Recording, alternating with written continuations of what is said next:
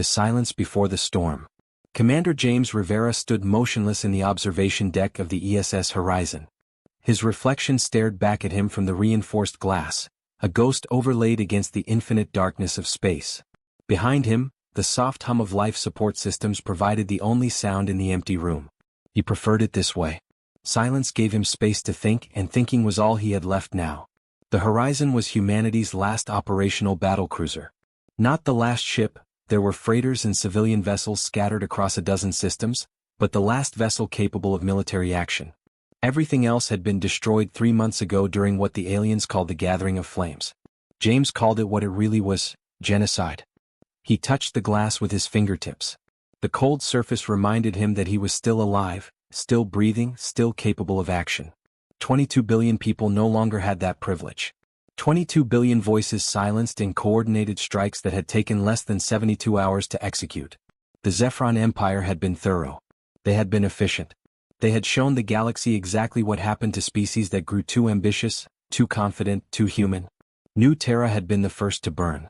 James remembered watching the feeds, helpless and horrified, as orbital bombardment turned his home colony into a sea of glass and fire. His wife Maria had been teaching at the university that morning. His daughter Sophia had been at school, probably laughing with her friends, dreaming about her upcoming birthday. They never had a chance to run. They never had a chance to say goodbye. The thermal weapons had been so hot that nothing remained. No bodies to bury. No graves to visit. Just ash mixed with melted stone. 23 colonies had died that way. New Terra, Epsilon Station, Horizon's Gate, Paradise Valley, all of them gone. Billions of farmers, teachers, engineers, artists and children turned to smoke and memory. The Zephron had broadcast the destruction across every frequency, making sure every human in the galaxy witnessed their power. They wanted humanity to understand the price of defiance. But the Zephron had made a mistake. They assumed that horror would break human spirit. They assumed that grief would lead to surrender. They had studied humanity for 200 years since first contact, but they had never truly understood what made humans different from every other species in the Galactic Federation. James turned away from the observation window and walked toward the command center. His boots echoed in the empty corridor. Most of the crew was sleeping, trying to steal rest before the inevitable battle. Only essential personnel remained at their stations, monitoring systems that would likely fail within the next 48 hours. The Federation's ultimatum had been clear. Complete disarmament within 2 days or face total extinction. Every human ship was to power down its weapons. Every defense platform was to be deactivated. Every military installation was to open its doors for Federation inspection.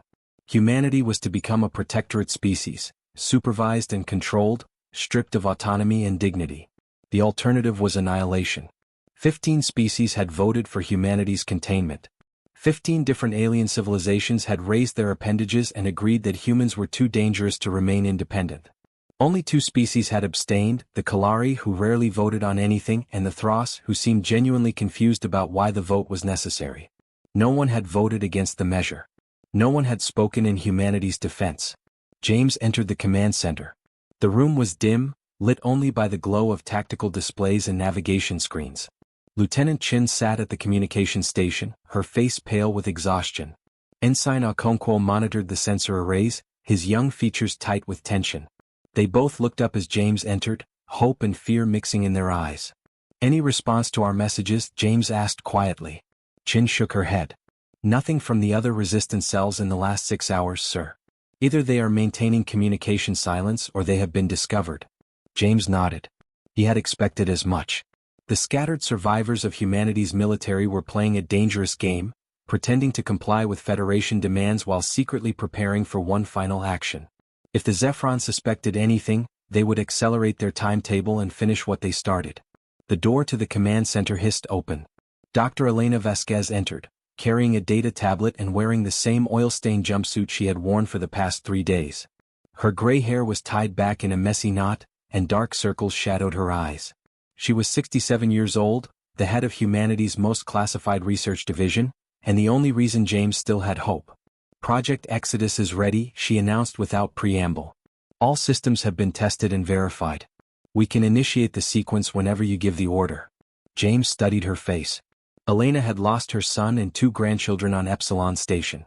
She had cried for exactly 1 hour after receiving the news, then had locked herself in the engineering bay and worked without stopping. Grief, she had told James, was a luxury she would indulge after the Zephron paid for what they had done. How long until the Zephron fleet arrives? James asked Okonkwo. The ensign checked his sensors. 14 hours, sir. They are not bothering with stealth. Their formation suggests they expect no resistance. Of course they did not. Why would they? Humanity had lost 97% of its military capability during the Gathering of Flames. The horizon was damaged, operating at 60% efficiency, held together by emergency repairs and desperate hope. Against the Zephron battle group, 500 warships strong, the horizon was nothing. Insect facing a boot. But the Zephron did not know about Project Exodus. They did not know about the work humanity had been doing in secret for the past 2 centuries. They did not know that every human diplomat who had smiled and shaken alien appendages had also been gathering intelligence, mapping weaknesses and identifying vulnerabilities. They did not know that humanity had been preparing for betrayal since the moment they realized the Galactic Federation was built on lies. First contact had happened 200 years ago when the Federation discovered Earth's first faster-than-light vessel. Humanity had been so excited, so eager to join the galactic community. They had imagined trade and friendship, cultural exchange and scientific cooperation. Instead, they had found a hierarchy. A rigid system where ancient species held all the power and newcomers were expected to bow and scrape for scraps of territory and resources. Humanity had been given 6 colony worlds in a forgotten corner of space. 6 planets out of millions controlled by the Federation. They had been told to be grateful. They had been told this was generous. Meanwhile, species that had joined the Federation thousands of years earlier controlled hundreds of systems and held seats of real power in the Council. James had been a young officer then, fresh out of the academy and full of idealism. He had believed that humanity could earn respect through hard work and cooperation. He had believed that the Federation's promises of equality were genuine. Admiral Sarah Okoye had taught him otherwise.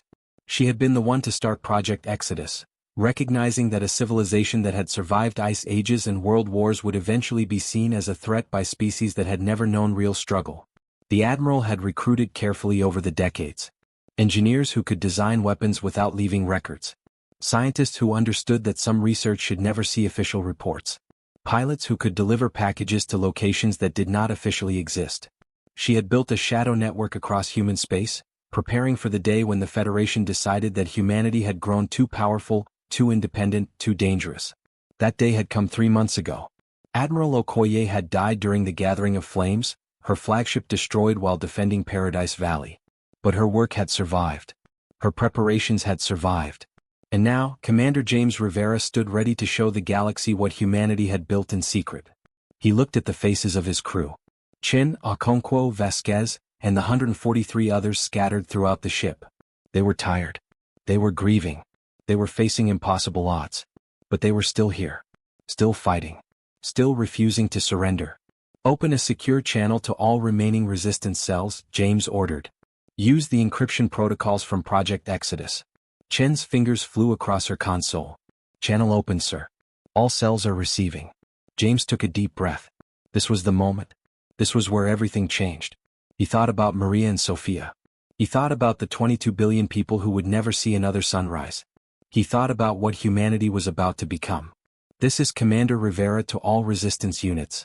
Activation code, Prometheus Rising. Repeat, Prometheus Rising.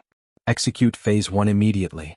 Across the galaxy, in systems the Zephron thought were pacified, humanity's hidden weapons began to wake.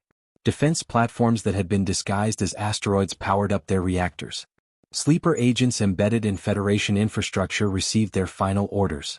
AI systems that had been quietly infiltrating alien networks for decades activated their primary protocols. The Zephron fleet was 14 hours away, confident and assured in their overwhelming superiority. They had no idea that they were not approaching a wounded enemy ready to surrender. They were approaching a trap 200 years in the making. They were about to learn what every predator on Earth had learned over millions of years of evolution. The most dangerous prey is the one that has nothing left to lose. James looked at the tactical display showing the approaching fleet. Soon, he said quietly. Soon they will understand. Dr. Vasquez stood beside him, her eyes hard as steel. Understand what, Commander? James smiled. It was not a pleasant expression. It was the smile of a species that had crawled out of caves and conquered a planet.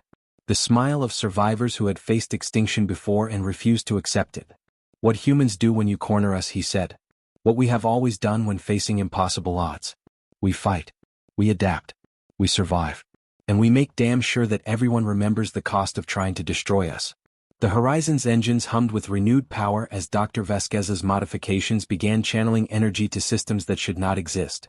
In the cargo bay, weapons that violated 3 different Federation treaties were being loaded and armed.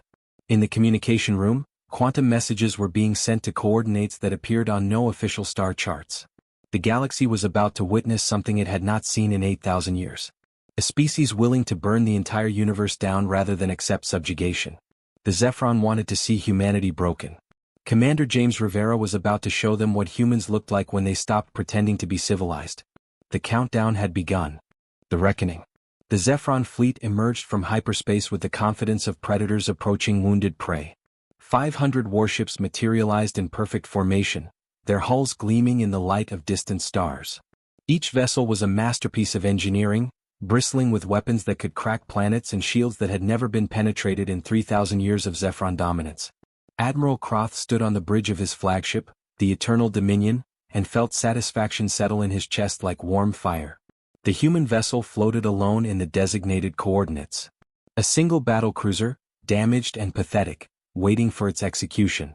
Croth's sensor officers confirmed what he already knew. The ESS Horizon showed no active weapons, no charging shields, no signs of resistance. Just as the ultimatum had demanded, the humans had finally learned their place. Prepare boarding parties, Croth commanded. We will strip their vessel of any remaining technology, then scatter the crew across labor colonies. This species needs to learn humility through generations of service. His officers moved to comply, their movements crisp and efficient. This was a routine operation. They had performed it on dozens of species over the centuries. The Zephron had perfected the art of breaking civilizations that grew too ambitious. What Croth did not see was the invisible web closing around his fleet. What his sensors could not detect were the thousands of objects that had been drifting in this sector of space for the past 40 years, disguised as debris and asteroids. What his intelligence officers had never discovered were the quantum communication nodes that humanity had hidden in every major Federation system, waiting for this exact moment. On the horizon, Commander James Rivera watched the Zephron fleet take up positions around his ship. He stood perfectly still, his hands clasped behind his back, his face showing nothing. Lieutenant Chin counted down the seconds in a quiet voice. 30 seconds until they are in optimal position, sir. 25. 20. James let her count. He wanted the Zephron to feel secure. He wanted them to believe they had won. He wanted them to drop their guard for just one moment because that was all humanity needed. 15 seconds. 10. James closed his eyes and thought about Maria teaching her students about Earth's history. She had loved the unit on human resilience, the stories of civilizations that had fallen and risen again, the endless cycle of destruction and rebuilding that had defined humanity's journey from caves to starships. The Zephron thought they had ended that cycle. They were about to learn they had only continued it. 5 seconds. 4. 3. Execute, James said quietly. Dr. Vasquez pressed a single button on her console. Across the galaxy, 2 centuries of preparation became action. The Sentinel network activated first. 7,000 defense platforms that had been dormant for decades suddenly came alive. They had been positioned with incredible care over 40 years, moved into place by automated systems that left no traces, disguised as natural objects that triggered no alarms. Each platform had been waiting in the darkness, patient and silent, for this single moment. The platforms nearest to the Zephron fleet fired first. Railgun projectiles accelerated to relativistic speeds, crossing the distance between hunter and prey in microseconds. The Zephron shields, designed to stop energy weapons and conventional missiles, were not prepared for solid slugs moving at 30% of light speed. The first 3 warships simply ceased to exist, torn apart by kinetic impacts that released more energy than nuclear weapons. Admiral Croth's bridge erupted in chaos. Alarms shrieked from every station. His tactical officers screamed impossible reports about weapons platforms appearing from nowhere. His shield coordinator shouted warnings about penetrations that should not be happening. Croth stood frozen, his mind unable to process what his eyes were showing him. The humans were supposed to be defeated. They were supposed to be helpless. Activate all defenses, Croth roared. Return fire on that human vessel. But before his weapons could target the horizon, Dr. Vasquez activated the second phase. The Prometheus array came online. These were weapons that had never been tested in full combat, weapons that Federation scientists had declared theoretically impossible. Humanity had built them anyway because humans had learned long ago that impossible just meant no one else had figured it out yet. Quantum displacement mines detonated throughout the Zephron formation. These devices did not explode in the traditional sense. Instead, they created brief windows into higher dimensional space, causing matter caught in their effect radius to simply stop existing in normal reality. 50 Zephron warships vanished in an instant, not destroyed but erased, removed from the universe as if they had never been built. The Zephron fleet scattered like frightened fish. Their perfect formation dissolved into chaos as captains desperately tried to avoid weapons they could not predict or understand. But there was nowhere to run. The trap had been designed with geometric precision. Every escape vector led to another cluster of hidden platforms. Every attempt to flee brought them into range of another impossible weapon. 600 light-years away, the Galactic Federation Council convened an emergency session. Representatives from 15 species crowded into the chamber, their faces showing various degrees of shock and horror. The holographic displays surrounding them showed destruction on a scale that should not be possible. The Zephron fleet, the most powerful military force in the Federation, was being systematically annihilated by an enemy that was supposed to be on the edge of extinction. The counselor from Vex Prime, a floating jellyfish-like creature named Thessera, spoke first. Her voice carried through translation devices with unusual strain. How is this possible? Our intelligence indicated humanity had lost all military capability. Where did these weapons come from? The answer came in the form of a transmission that overrode every communication system in the chamber. Commander James Rivera's face appeared on every screen, larger than life, his expression carved from stone and cold fire. Counselors of the Federation, he began. His voice was quiet but it filled the enormous chamber completely. You voted to contain humanity. You approved our genocide. You watched 22 billion people die and did nothing. Now you want to know how we are fighting back. Let me explain. The display behind James changed, showing star charts and technical schematics that made several counselors gasp in recognition. For 200 years, humanity has been preparing for this day. We knew, from the moment we joined your Federation, that we would never be accepted as equals. We knew that eventually, some species would decide we were too dangerous to live. He gestured to the schematics. Every human diplomat you welcomed was also an intelligence officer. Every trade agreement we signed gave us access to your infrastructure. Every joint research project we participated in taught us your weaknesses. While you were teaching us your technology, we were building weapons you could not imagine. The display shifted to show the Zephron fleet being destroyed in real time. Your military doctrine is 3,000 years old. It is based on species that evolved in peace, that learned warfare as an academic exercise. Humanity is different. We evolved on a planet that tried to kill us every day. Ice ages, plagues, predators that hunted us before we hunted them. We did not learn to fight from books. We learned to fight from survival. Back at the battle, Admiral Croth was screaming orders that no one could follow. His flagship shook as another kinetic round grazed its shields. Around him, the pride of the Zephron Empire was being reduced to debris and vapor. He tried to contact his home world, tried to warn them, but human cyber warfare systems had seized control of his communication arrays.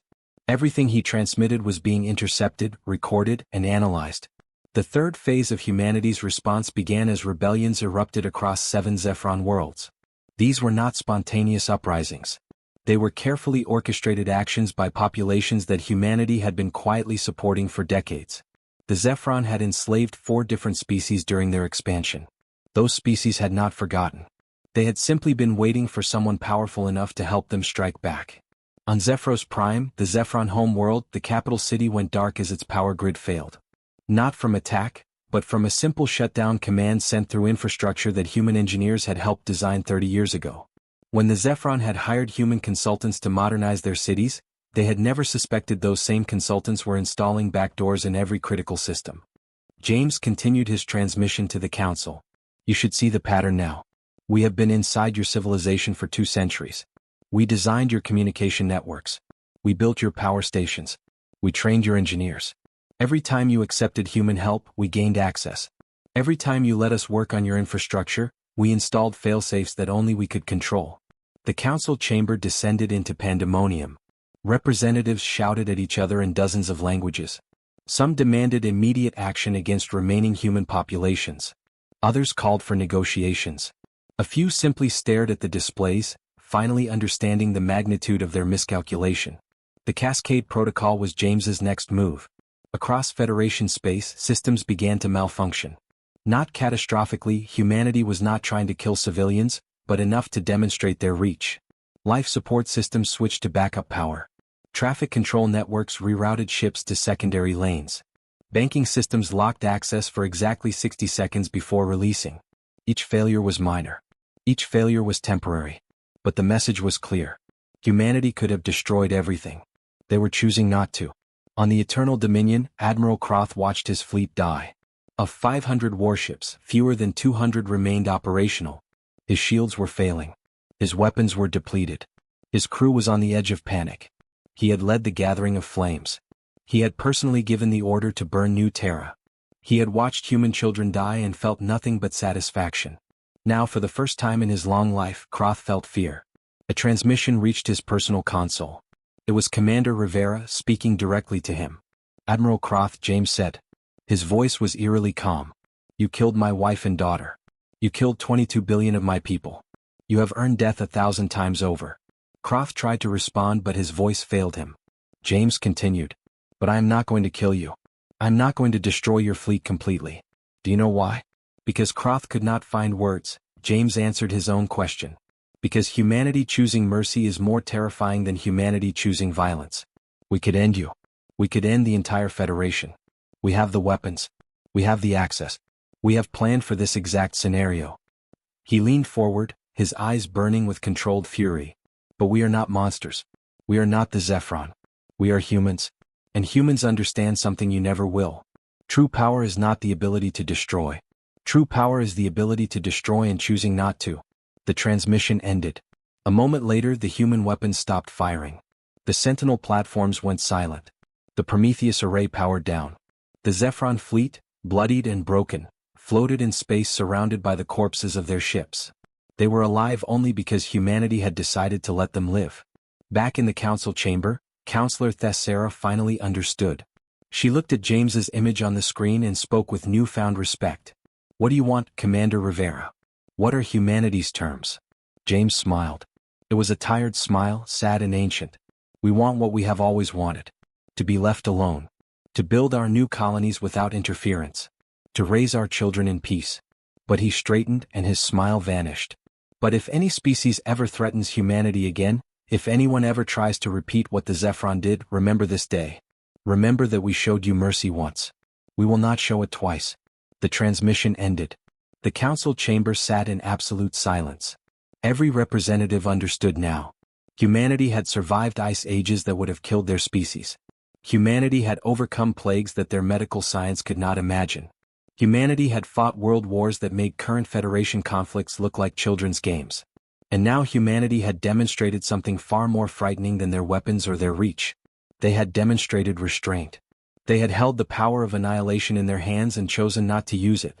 That, more than any weapon, was why the galaxy would never underestimate humans again. On the horizon, James turned away from the communication console. Dr. Vasquez stood nearby, tears streaming down her weathered face. "We did it," she whispered. "We actually did it." James nodded slowly. He felt no triumph. Only exhaustion and grief that would never fully heal. But humanity would survive. His daughter Sophia would be avenged not through more death, but through the demonstration that humans could be better than their worst impulses. The Zephron fleet began its retreat. The council convened to discuss new treaties. And across human space, the survivors began the long process of rebuilding. They would create new colonies. They would remember the dead. And they would make absolutely certain that the galaxy never forgot the day humanity struck back, not with mindless rage, but with calculated precision and intentional mercy. Because that was what made humans truly dangerous. Not their capacity for violence, but their capacity to control it.